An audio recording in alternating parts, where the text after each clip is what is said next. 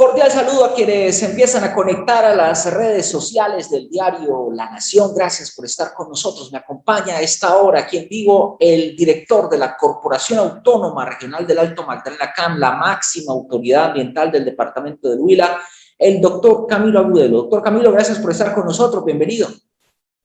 Jesús, muchas gracias. Feliz día. Atento saludo a todo el equipo de La Nación y, por supuesto, a las personas que nos escuchan a través de este importante medio. Muchas gracias por la invitación y, por supuesto, seguir nosotros haciendo pedagogía, dando a conocer la labor de la corporación a través de los distintos medios. ¿Cómo le ha ido a la CAM en este último año? Un año, por supuesto, atípico por cuenta de la pandemia. Jesús, sí, efectivamente, grandes retos ha implicado la pandemia para toda la sociedad y la corporación no es ajena a esa circunstancia. La corporación ha tenido que evolucionar, avanzar en distintas estrategias para poder seguir atendiendo su función misional en el marco de las condiciones de pandemia. Por ejemplo, todo el ejercicio que hemos hecho para atención virtual a través de nuestra página web, de nuestros distintos canales, de las licencias y permisos ambientales, para atender oportunamente las denuncias también que nos llegan por distintas infracciones a los recursos naturales, y eso ha implicado la necesidad de un fuerte desarrollo tecnológico, por supuesto, el trabajo para proteger la salud de las personas, de los funcionarios de la corporación, pero que en ese contexto hay una corporación que no puede parar y que tiene que continuar porque indudablemente la función de la corporación es requerida por los diferentes empresarios, las licencias y permisos ambientales, y también, por supuesto, que desafortunadamente se siguen presentando muchas infracciones, muchos ilícitos alrededor de los recursos naturales, y allí tenemos que estar atendiendo. Ese fue el trabajo de la corporación. Recibimos cerca de 1.500 solicitudes de licencias y permisos, alrededor de 3.500 denuncias por infracciones ambientales que atendimos durante la vigencia anterior. Toda nuestra acción también de gestión para el desarrollo de las acciones de protección, de los proyectos de reforestación que fueron desarrollados por la institución, hace parte precisamente de toda esta dinámica que hemos tenido que adquirir en el marco de la pandemia. Doctor Agudelo, ¿qué tanto se protegen los recursos naturales en el Huila y qué acciones ha hecho la CAM en ese sentido? De acuerdo, Jesús. Quiero comentarte un poco la estructura de acción y de gestión de la corporación y tal vez los principales avances al respecto durante la vigencia 2020. Entonces, tú preguntas la protección de los recursos naturales y lo que hace la corporación. Para ello hay que pensar en lo siguiente. Primero, biodiversidad. Vamos a ir mencionando los recursos naturales y de cierta manera podemos ir profundizando en la acción y en el trabajo de la corporación. Lo primero, como lo mencionaba, protección de la biodiversidad. ¿Cómo se protege la biodiversidad? Con un sistema departamental de áreas protegidas. Tenemos 310.000 hectáreas de áreas protegidas de carácter regional, entre parques naturales regionales, distritos regionales de manejo integrado. Áreas regionales que son administradas por la corporación y son el foco de protección de los principales ecosistemas del departamento, así como de las especies también de mayor relevancia. Aquí la corporación ejecutó los planes de manejo de estas áreas protegidas durante la vigencia 2020, de estas 310.000 hectáreas con equipos técnicos, asimismo con acciones de inversión para el monitoreo de las áreas, el seguimiento a la biodiversidad, acciones y acuerdos con las comunidades y los productores para la restauración de algunos ecosistemas, para incrementar el componente forestal también ligada a las fincas de las personas que están cerca de las áreas protegidas. Un capítulo especial también durante la pandemia de implementación de sistemas agroalimentarios con un componente de agricultura orgánica y de conservación también de cara a esa necesidad de nuestros campesinos y a esa necesidad también de la economía de reactivarse. Estrategias de uso eficiente de la energía, como las hornillas ecoeficientes también, con todas las comunidades que están allí. Es decir, hay una serie de actividades que desarrolló la corporación precisamente para lograr ese trabajo de protección de estos ecosistemas tan importantes para el departamento.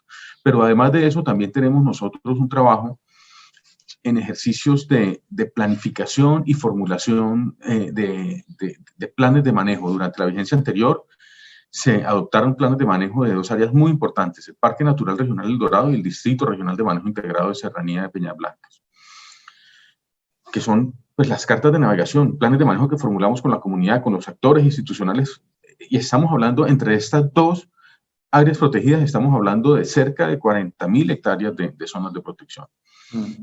El registro del Parque Natural Regional Siberia Ceibas, que es un parque natural regional que tenemos aquí en el centro del departamento, cerca de 30.000 hectáreas de conservación y que ya fue registrado ante el Registro Único Nacional de Áreas Protegidas. Entonces, esto es un mosaico de acciones que desarrolla la corporación, pero el objetivo es eso, es unas áreas que están formalmente incorporadas como zonas de protección en la legislación nacional, en los acuerdos del Consejo Directivo de la corporación y todos los acuerdos y la actividad, por supuesto, para administrarlas y garantizar su protección. Doctor Camilo, le pregunto ahora por los estudios de amenaza, vulnerabilidad y riesgo, que es un tema del cual la CAN se ha hecho líder en los últimos años. ¿Cómo van esos estudios? ¿Qué tantas bolas le han parado los alcaldes a esos estudios de amenaza, vulnerabilidad y riesgo en el Huila? Sí, de acuerdo. La corporación ha emprendido esa gran labor de formular, de apoyar en algunos casos y en otros casos de formular directamente los estudios de amenaza, vulnerabilidad y riesgo, los cuales son instrumentos muy importantes porque es un estudio de detalle, de escala de detalle de esos fenómenos, de la amenaza y de la vulnerabilidad que tienen nuestros territorios. Y por supuesto, pues todo eso en su conjunto, pues genera un instrumento muy importante de conocimiento del riesgo para la gestión. Hasta el momento hemos logrado concretar en total 21 municipios con sus estudios de amenaza, vulnerabilidad y riesgo. Durante el año 2020 formulamos los de los municipios de Gigante, Obo, Porapa, Paicol y El Pital. Y continuamos durante este año también con 4 nuevos estudios de amenaza, vulnerabilidad y riesgo. Es esencial conocer el riesgo porque gran parte de los problemas de riesgo tiene que ver precisamente con nuestro modelo de uso y ocupación del territorio, que hay personas, que hay infraestructura que está ubicada en zonas de riesgo. ¿Cuál es el mecanismo precisamente para que todos trabajemos alrededor de los estudios de amenaza, vulnerabilidad y riesgo? Y es un instrumento que tienen los municipios y son sus planes de ordenamiento territorial.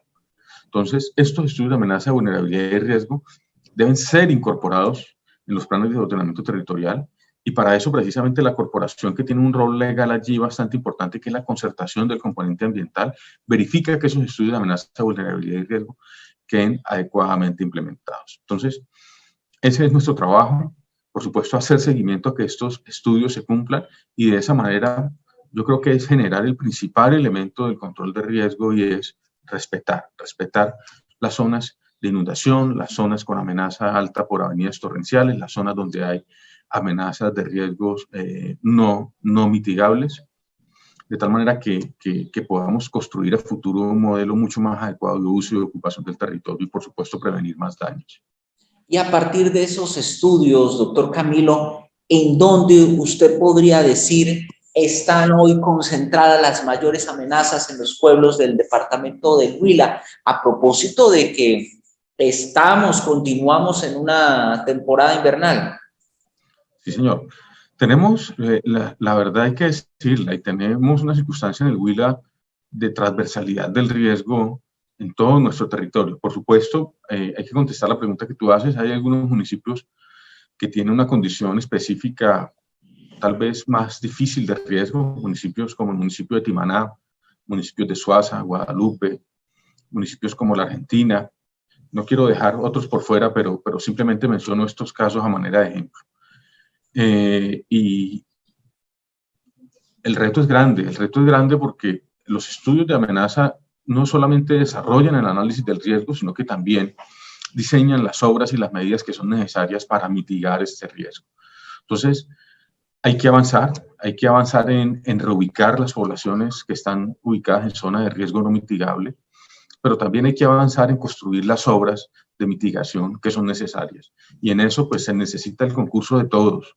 Tenemos actualmente un proyecto para el río Timaná, pero hay importantes inversiones de riesgo de parte de la unidad de riesgos, aunque por supuesto que todavía los proyectos que estamos gestionando son muchos, los recursos son cuantiosos, pero hay que seguir avanzando porque indudablemente la condición, no solamente del departamento, sino tal vez de toda la zona andina del país, es una condición de alto riesgo. Ese tema del municipio de Timaná, doctor Camilo, si hay plata para atender eventuales o para generar las condiciones alrededor de la gestión del riesgo? Actualmente tenemos nosotros, bueno, hay una estrategia integral diseñada, está planteado un trabajo de mitigación por etapas. Tenemos en estos momentos financiada una primera etapa que está haciendo, que cuesta alrededor de 4.700 millones de pesos, que está siendo financiada con recursos de la corporación y de regalías a través del municipio. Allí estamos en una primera etapa en la cual pues, estamos avanzando precisamente para poder tener los diseños de conformidad con algunas modificaciones que han surtido la hidrología del cauce y la morfología del cauce y poder desarrollar esta primera etapa de la cual ya tiene sus recursos asegurados. Hay otras etapas de las cuales como corporación hemos apoyado, desde la corporación hemos apoyado en la estructuración de los proyectos y que actualmente están en proceso de gestión ante la Unidad Nacional de Gestión de Riesgos. Hemos sostenido ya varias reuniones precisamente para presentación de estas propuestas, para aclarar inquietudes y esperamos que podamos tener ese financiamiento. Las obras en general de mitigación de riesgos son obras costosas y por supuesto que requerimos nosotros la participación del gobierno nacional para poder avanzar en ello. Doctor Camilo, le pregunto ahora por un tema bastante polémico en la ciudad de Neiva, el de los humedales. Los ambientalistas dicen que poco se ha hecho para proteger humedales importantes como el Chaparro. ¿Usted qué tiene para decir sobre eso? Mira, la corporación tiene una posición muy clara al respecto y es la siguiente. Tenemos humedales efectivamente muy ligados al área urbana de Neiva, como el humedal que tú mencionas, el humedal del Chaparro, el humedal del Curíbano también, que son espacios verdes de ciudad, que tienen un rol muy importante en la protección de la biodiversidad urbana, un rol muy importante en torno a la educación ambiental de nuestras comunidades, un rol muy importante como espacios de esparcimiento también para las personas que habitamos en la ciudad de Neiva. Estas áreas verdes hay que consolidarlas, hay que avanzar en su protección. Y de eso somos convencidos.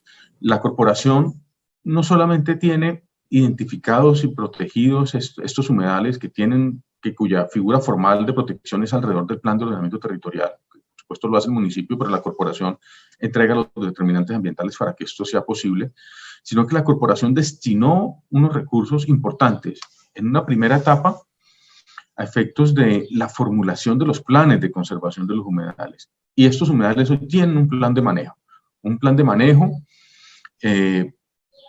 que cuenta con unas actividades necesarias de recuperación, porque hay que decirlo, son ecosistemas que han sufrido bastantes presiones y que han sido afectados precisamente por todo el desarrollo antrópico que ha habido a su alrededor. Unas estrategias de investigación, de conocimiento, unas estrategias de participación social en la protección.